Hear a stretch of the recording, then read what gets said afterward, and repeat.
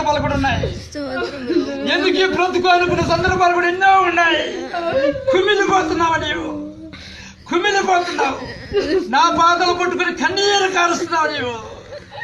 ఇదిగో నా హస్తము నీ కుటుంబం మీద దిగి వచ్చినది. భయపడకు, అదే పడుకు. నేను నీ కుటుంబాన్ని బాగు చేయబోతున్నా. వాళ్ళు నీ బిడ్డలు కాదు, నా బిడ్డలు, నేను ఇచ్చిన బిడ్డలు. నేనే వారిని బాగు చేయబోతున్నాను. ఇదిగో రక్షింప నేర్కొన్నట్లు నా హస్తము కృషి కాలేదు, విన నేర్కొన్నట్లు నా చెవులు మందంగా లేవు. అయితే నీ కుటుంబంలో వాళ్ళు కొంతమంది నా మాట వినలేక నాకు దూరంగా ఉంటున్నారు. నేను చూస్తున్నాను. నా వైపు తిరగమను, నా వైపు తిరగండి. నేను బాగు చేయబోతున్నాను. నాకు అసాధ్యం లేదు. ఇదే ఇదే పరిశుద్ధాత్మ వాక్కు.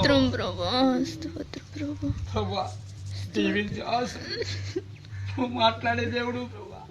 ఎంత ప్రేమిస్తున్నావు ఈ కుటుంబాన్ని.